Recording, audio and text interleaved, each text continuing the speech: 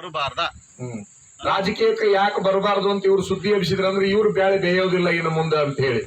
ನನ್ನಂತವ್ರು ಒಂದು 10 ಮಂದಿ ಸ್ವಾಮಿಗಳು ಕರ್ನಾಟಕದಾಗ ಹೊರಗೆ ಬಂದು ಬಿಟ್ರು ಅಂತಂದ್ರ ಇಂತಹ ಭ್ರಷ್ಟರು, ಇಂತಹ ಸ್ವಾರ್ಥಿಗಳು, ಇಂತಹ ಜನರನ್ನ ತಿರಸ್ಕಾರ ಮಾಡತಕ್ಕಂತ ನಾಯಕರಿಗೆ ಉಳಿಗಾಲ ಇಲ್ಲ ಅಂತಕ್ಕಂತಹದ್ದು ಅವ್ರ ಭಯ ಕಾಡಕಟ್ಟಿ ಈಗಾಗಲೇ ಉತ್ತರ ಭಾರತದಲ್ಲಿ ಸನ್ಯಾಸಿಗಳು ಬಂದು ಏನ್ ಮಾಡ್ತಾರ ಸನ್ಯಾಸಿಗಳು ಅನ್ನೋದನ್ನು ತೋರಿಸಿಬಿಟ್ಟಾರ.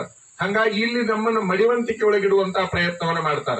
ನಮ್ಮ ಶಿರಹಟ್ಟಿ ಮಠ ಅಂತೂ ನಿಮಗೊಂದು ಪಕ್ಕಾ ಗೊತ್ತಿರ್ಲಿ, ನಮ್ಮ ಶಿರಹಟ್ಟಿ ಮಠ ರಾಜ ಪರಂಪರೆಯ ಮಠ. ಅದು ನಮ್ಮ ಶಿರಹಟ್ಟಿ ಮಠ ರಾಜ ಪರಂಪರೆಯ ಮಠ.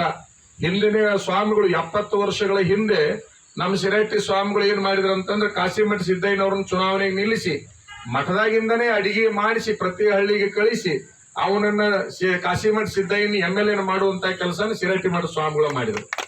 ಯಾರಿಗೂ ಗೊತ್ತಿಲ್ಲ. ನಮ್ಮ ಶಿರಹಟ್ಟಿ ಮಠ ಬಹುಸಂಖ್ಯಾತರನ್ನ MLAಗಳನ್ನ ಮಾಡಿದೆ. ಯಾರು ಪಾಪಿಗಳದಾರ ಅವ್ರನ್ನ ಕೆಡುವಂತ ಕೆಲಸವನ್ನು ಕೂಡ ಮಾಡಿದೆ. ನಾನು ಕೂಡ ಬಹಳ ದೊಡ್ಡ ದೊಡ್ಡ ಹೋರಾಟಗಳನ್ನ ಮಾಡಿದಾವ. ಹಿಂದೆ ವೀರಶೈವ ಲಿಂಗಾಯತವನ್ನ 2 ಮಾಡ್ಬೇಕನ್ನುವಂತ ಸಂದರ್ಭದಲ್ಲಿ ಅವತ್ತಿನ ದಿವಸ ಕಾಂಗ್ರೆಸ್ ಸರ್ಕಾರದ ವಿರುದ್ಧ ಹೋರಾಟ ಮಾಡಿದೆ. ಮುಂದೆ ಯಡಿಯೂರಪ್ಪನವರನ್ನು ತಳೆಗಿಳಿಸಬೇಕನ್ನುವಂತ ಸಂದರ್ಭದಲ್ಲಿ 517 ಮಂದಿ ಸ್ವಾಮಿಗಳನ್ನ ಬೆಂಗಳೂರಿಗೆ ಕರ್ಕೊಂಡು ಹೋಗಿ ಕೇಂದ್ರದ ಬಿಜೆಪಿಯ ಹೈಕಮಾಂಡಿನ ವಿರುದ್ಧ ನಾವು ಹೋರಾಟ ಮಾಡುವಂತ ಪ್ರಯತ್ನ ಮಾಡಿದೆ. ನಿಮ್ಗೆಲ್ಲರಿಗೂ ಗೊತ್ತೈತಿ, ನಾವು ಹೋರಾಟ ಏನು ಹೊಸದಾಗಿ ಪ್ರಾರಂಭ ಮಾಡಿಲ್ಲ. ನಾ ಈ ನಾಡಿನ ಹಿತಕ್ಕೆ ಬಡದಾಡ್ತಾ ಇದ್ದೇನೆ ಹೊರತಾಗಿ ನನ್ನ ಸ್ವಾರ್ಥಕ್ಕೆ ಬಡದಾಡ್ತಾ ಇಲ್ಲ ಅನ್ನುವಂತ ತಾವೆಲ್ಲ ಗಮನಿಸ್ಬೇಕು. ಅವ್ರ ಆಡಳಿತ ಮೋದಿಯವ್ರಿಗೆ ಏನು ಗೊತ್ತಿದೋ ಇಷ್ಟು ಪ್ರಶ್ನೆ ಯಾರ ಆಡಳಿತ? ಈ ರಾಜ್ಯದ ಯಾವುದೇ MP ಪ್ರಧಾನಮಂತ್ರಿಗಳ ಹತ್ರ ಹೋಗಲಾರ್ದಂಗೆ ನೋಡ್ಕೊಂಡ್ರಿ ಇವರು. ರಾಜ್ಯದ ಸಮಸ್ಯೆಗಳನ್ನು ಹೇಳಿಕೊಂಡಾಗ ಪ್ರಧಾನಮಂತ್ರಿಗಳಿಗೆ ಗೊತ್ತಾಗತ್ತಲ್ಲ. ನಾನು ಸದ್ಯಕ್ಕೆ ಅದ್ರ ಬಗ್ಗೆ ಬಹಳ ಮಾತಾಡ್ಲಿಕ್ಕೆ ಹೋಗೋದಿಲ್ಲ. ಒಟ್ಟಾರೆ ಪ್ರಧಾನಮಂತ್ರಿಗಳ ಹತ್ರ ತಾವು ಒಬ್ಬರೇ ಇರ್ಬೇಕೇ ಹೊರತಾಗಿ ಇನ್ಯಾರು ಇರಬಾರ್ದು. ನೀವು ಇಷ್ಟು ಮಂದಿ ಇದಿರಲ್ಲ, ಮಾಧ್ಯಮದವರು ಇಷ್ಟು ಜನ ಇದಿರಲ್ಲ, ಇವ್ರನ್ನ ಒಬ್ಬರನ್ನ ಬಿಟ್ರೆ ಯಾರ ಪ್ರಧಾನಮಂತ್ರಿಗಳ ಹತ್ರ ಕಂಡಾರ ಹೆಂಗ? ಯಾವ್ದಾರ ಟಿವಿಯಾಗರ, ಯಾವ್ದಾರ ಪೇಪರ್ನ್ಯಾಗರ, ಯಾವಾಗಾರ ಒಮ್ಮೆ ಕಂಡಾರ ಹೆಂಗ?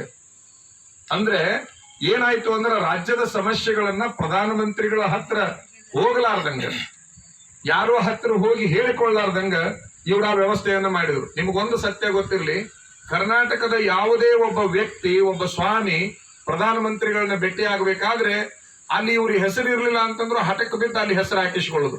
ಕಾರಣ ಅಂದ್ರೆ ಪ್ರಧಾನಮಂತ್ರಿಗಳ ಜೋಡಿ ಇವ್ರು ಏನ್ ಮಾತಾಡ್ತಾರ ಅನ್ನೋದು ಗೊತ್ತಾಗಬೇಕು ಅಂತ. ಪ್ರಧಾನಮಂತ್ರಿಗಳಿಗೆ ಕರ್ನಾಟಕದ ಸಮಸ್ಯೆಗಳು ಯಾವ ತಿಳಿಲಾರ್ದಂಗ ನೋಡ್ಕೊಳ್ಳುವಂತ ಸಾಹಸವನ್ನ ಇವರು ಮಾಡಿರೋದ್ರಿಂದ ಕರ್ನಾಟಕದ ಪರಿಸ್ಥಿತಿ ಹಿಂಗಾಗಿದೆ ಅಂತಕ್ಕಂಥದ್ದನ್ನ ಹೇಳಕ್ ಇಷ್ಟಪಡ್ತೀವಿ ನಾವು. ಜಗದೀಶ್ ಶೆಟ್ಟರ್ ನಮಗೇನೋ ಫೋನ್ ಮಾಡಿದ ಅಂತ ಹೇಳಿದ್ರು. ನಮಗೆ ಜಗದೀಶ್ ಶೆಟ್ಟರು ಫೋನ್ ಮಾಡಿದ್ದಾರೆ, ಯಡಿಯೂರಪ್ಪನವರು ಫೋನ್ ಮಾಡಿದ್ದಾರೆ, ವಿಜೇಂದ್ರ ಅವರು ಫೋನ್ ಮಾಡಿದ್ದಾರೆ. ನಮ್ಮ ಇವರು ಈರಣ್ಣ ಕಡಾಡಿ ಅಂತಕ್ಕಂಥ ರಾಜ್ಯಸಭಾ ಸದಸ್ಯರು ಬಂದು ನಮ್ಮ ಹತ್ರ